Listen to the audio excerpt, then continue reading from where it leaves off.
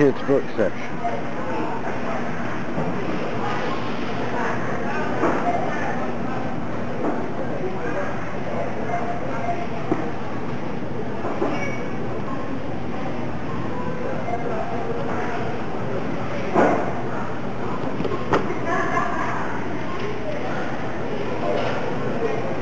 Second Life.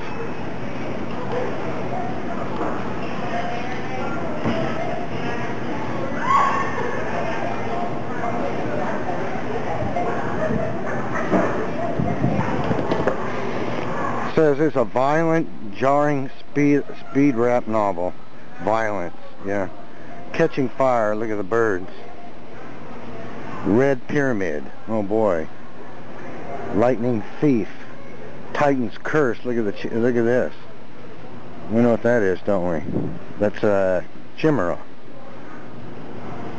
Look at this magical stuff. And here's another Chimera. What are these, fallen angels? That looks kind of demonic, doesn't it? Reckonings? Huh. Look at this. Immortal Beloved? Immortal? Huh.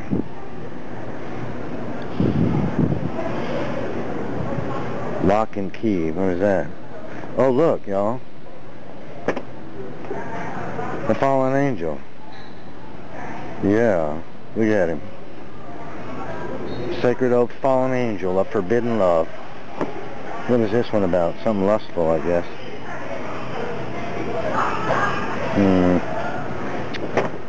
Sweet Little Lies. Oh yeah, lying is good. And Sweet Little Lies. Uh-oh. How sweet is it? Oh yeah, it's going to teach us how it is to be deceitful and lie and... Look at this. Betrayed. Betrayal is good. Chosen. Chosen by whom? Chosen by whom? Dark forces. Bloodlust and dark forces, says. Look at this. Burned. Burned by whom? How? Hush, hush. Oh, yeah. Uh-oh. Frostbite. Shadow Kiss. Uh-oh, that sounds wicked and lustful. Look at that. Spirit Bound. Spirit Bound? What spirit? Lust. Vampire Diaries. Oh, yeah, that's good. Teach our kids to be vampires. Look at Fallen Angel. Infernal Devices. The Fallen. Another Fallen Angel. Harry Potter garbage. Shadowland. Dark Flame. Look at the trash they're pumping into the minds of children. Well, look at, here's another Fallen Angel. Boy, that's a big theme, isn't it? Fallen Angels. They really want us to love the fallen angels when they come back to this world, don't they? Yeah. This is the trash they're pumping into the minds of kids. This is the young readers section at Wal-Mart. Young readers. When you get to the book of Jude, Jude makes an allusion to this very event in Jude verses 6 and 7. Jude is just one chapter. But in verses 6 and 7, Jude writes, "And the angels," and by the way, this is in the Greek, so it's not ambiguous, "and the angels which kept not their first estate, but left their own habitation, he hath reserved in everlasting chains under darkness unto the judgment of that great day, even as Sodom and Gomorrah, and the cities about them in like manner, giving themselves over to fornication and going after strange flesh, are set forth for an example, suffering the vengeance of eternal fire." Jude is talking about judgment on the bad guys. And he mentions among these things, these angels which sinned back in Genesis 6. These angels which kept not their first estate, but left their own habitation, he hath reserved in everlasting chains. These angels that participated in Genesis 6 apparently are chained, awaiting a special judgment. We'll talk. Peter's going to talk about that in a minute. And Jude adds something else here. He makes a comparison between the sins of Sodom and Gomorrah and the sins of these angels, in that they were doing that which is unnatural. Sodom and Gomorrah, homosexuality. We're all familiar with that. Even as Sodom and Gomorrah and the cities about them in like manner, giving themselves over to fornication and going after strange flesh, are set forth an example of suffering the vengeance of eternal fire. He's using that as an additional exemplar, lumping the angels with him. The angels that went after strange flesh, so did Sodom and Gomorrah. They're both reserved for special judgment. You follow me? You can read it, check it out yourself. That's one confirmation. That's in Jude. Let's take a look at, see, they left their own habitation. We're going to come back to that in a minute. And going after strange flesh is the allusion here. Let's turn to 2 Peter chapter 2, verses 4 and 5.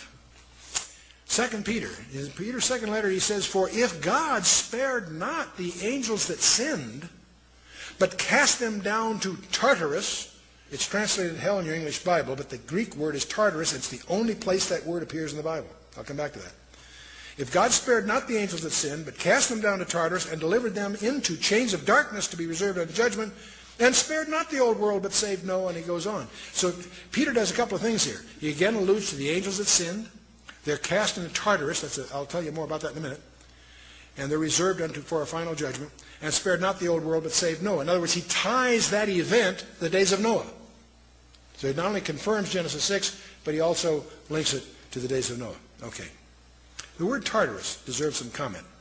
The problem with this word is it doesn't appear anywhere else in the Bible, but it does appear in Greek literature. It's the Greek term for the dark abode of woe. It is the pit of darkness in the unseen world. It shows up, for example, in Homer's Iliad, where Tartarus is as far below Hades as the earth is below heaven. So where's Tartarus? I don't know, and I don't want to find out. So Tartarus was a term for a deep, special, it was regarded as far below Hades as the earth is below heaven. So it's where these angels are chained until the final thing. Now, if you study classic Greek mythology, you run into the Titans. These creatures in the legends and the myths were partly terrestrial and partly celestial.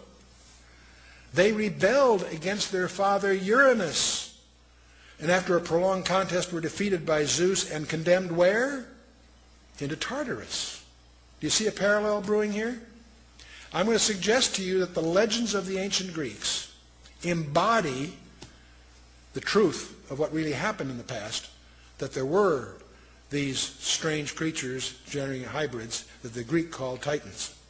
And we see Zeus in many forms. We see Atlas and Hercules. Atlas and Hercules from Greek mythology were what would be called in the Hebrew Nephilim, offspring of an intermarriage between a god and a woman.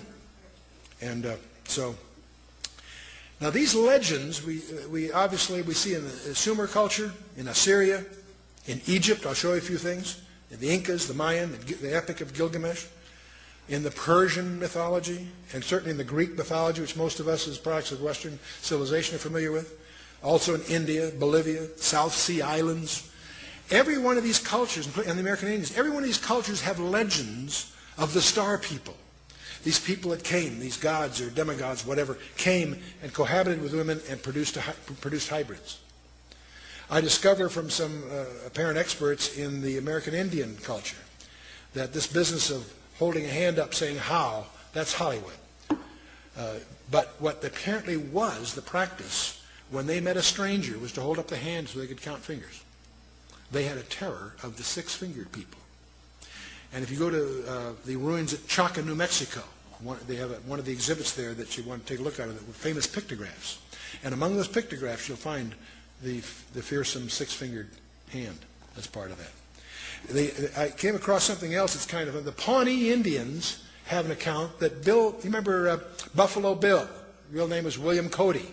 He wrote his autobiography in 1920, very colorful guy. You can get his book, it's popular. But there's an interesting quote in his book by Buffalo Bill, Bill Cody, published in 1920. He says, while we were in the Sandhills scouting the Niobrara country, the Pawnee Indians brought into camp some very large bones, one of which the surgeon of the expedition pronounced to be the thigh bone of a human being. The Indians said the bones were those of a race of people who long ago had lived in that country. They said these people were 3 times the size of a man of the present day. And they were so swift and strong that they could run by the side of a buffalo, and taking the animal in one arm could tear off a leg and eat it as they ran. I don't know what to make of that. It's in his autobiography. It's published in 1920. I don't think he was worried about UFOs and stuff, but it is a interesting allusion to the Indian legends. In the early country, Ashur, they always speak of the flying god of Ashur. And this diagram you see in many, many of the ancient monuments of a man with a bow, like Nimrod perhaps, and the wings. And you see this on the monuments. Here's an example of them. As you go through Egypt, this is a snapshot in one of the tombs of, I think it's Ramesses II, but you see in all of them. You'll notice on the headers of these passages, again you see a flying disc again and again and again as you go through Egypt. You look at the headers on many of these monuments. You look up there and you always see the flying disc, sometimes with a snake involved. And you see it again and again and again. Sometimes you see a person involved with these, and you even find the disc being transported from place to place. So this seems to be something more than simply a symbol of some icon that they're worshiping. Well, you say, gee, Chuck, this angel view is kind of strange. I hadn't heard that before. You know, when our book was published, I got telephone calls from top executives of some of the Christian publishers that were angry, not at me, at their seminary background, because many of them are graduates of seminaries, and they were never taught the angel view. And that's disturbing. You may not agree with it, but still should be taught as one of the alternative views. What most people have taught, you'll find it in many Bible handbook stuff, the so-called lines of Seth view. The idea that we're the sons of God really refers to the line of Seth, the leadership of the line of Seth. And the